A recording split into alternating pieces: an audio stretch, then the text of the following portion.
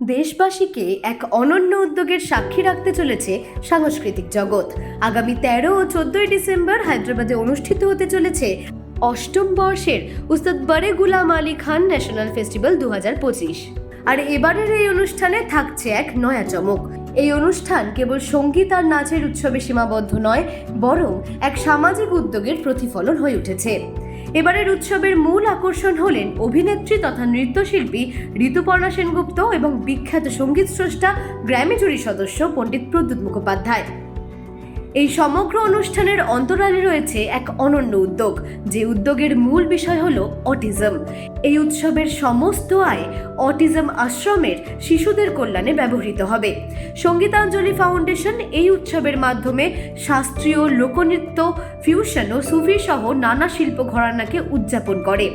তবে এবারের আয়োজনে ঋতুপর্ণা সেনগুপ্ত এবং পণ্ডিত প্রদ্যুৎ মুখোপাধ্যায়কে সাথে নিয়ে এই অনন্য পদক্ষেপ নেওয়া হয়েছে, যা সংস্কৃতি ও সমাজসেবাকে একই সুতোয় বেঁধে দিয়েছে। কিংবদন্তি সঙ্গীত শিল্পী উস্তাদ বড়ে গুলাম আলী খানের জীবন ও সঙ্গীত ঐতিহ্যকে শ্রদ্ধা জানাতে এই উৎসবের আয়োজন করা হয় প্রতি বছর। সম্পূর্ণ উৎসবের ভাবনা ও পরিকল্পনা করেছেন সমাজকর্মী, লেখক তথা সঙ্গীতাঞ্জলি ফাউন্ডেশনের চেয়ারম্যান অভিজিৎ ভট্টাচার্য। এই সমগ্র উদ্যোগ এবং অনুষ্ঠান নিয়ে অভিজিৎ ভট্টাচার্য হেডলাইন্স কলকাতাকে কি জানিয়েছেন শুনে নেওয়া যাক।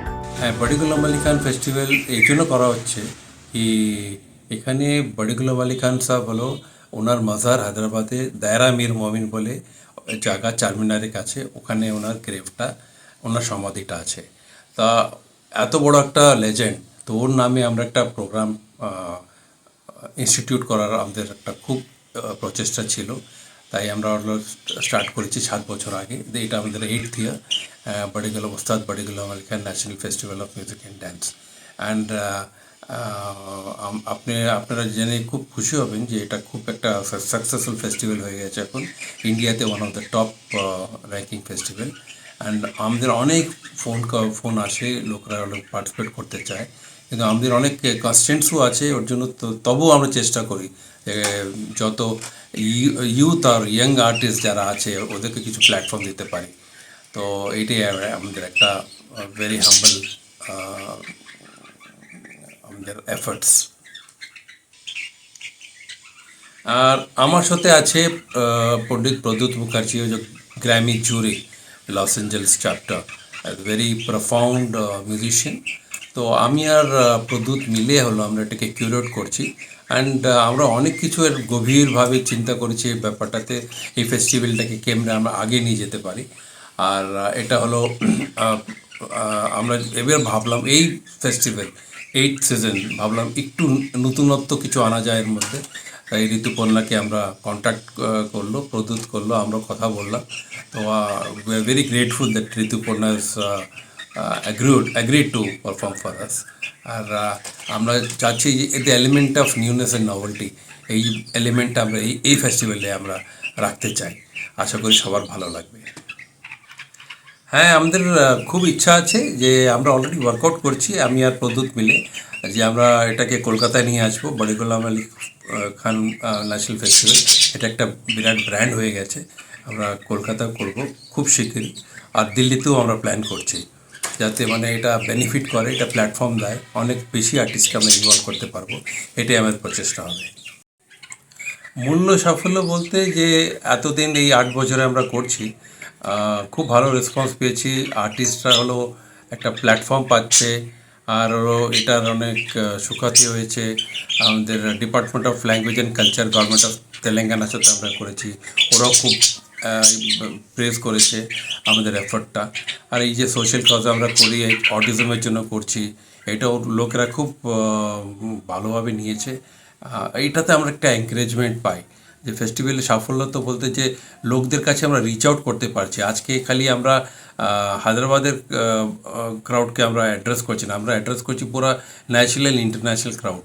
আমরা লাইভ স্ট্রিম করছি, আমাদের যারা যারা আছে আর্টিস্টকে আমরা লাইভ স্ট্রিমিংটা সবাই দেখছে, অ্যাক্রস কন্টিনেন্ট লোকরা দেখতে পারছে।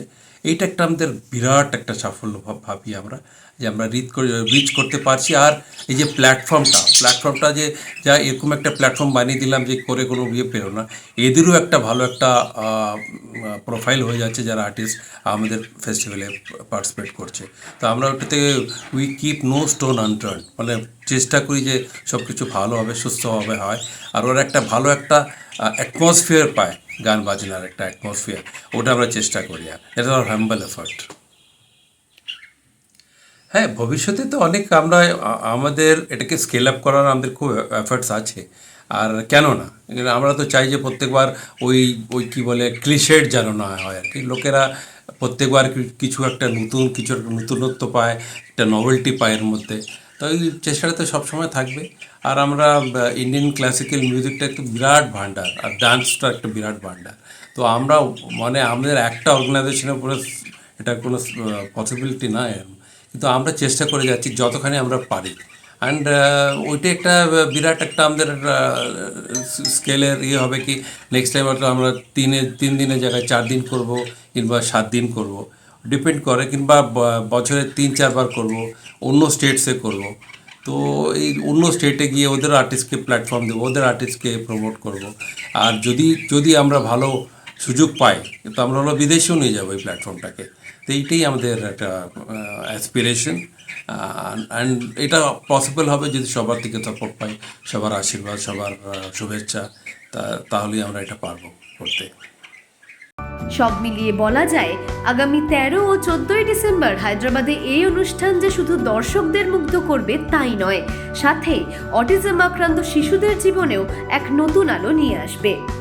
অঙ্কিতা পালের রিপোর্ট, হেডলাইন্স কলকাতা। আনন্দ আর ভালোবাসার দীপ্তিতে গড়া সমুজ্জ্বল পরমা, ঠিক তোমারই মতো।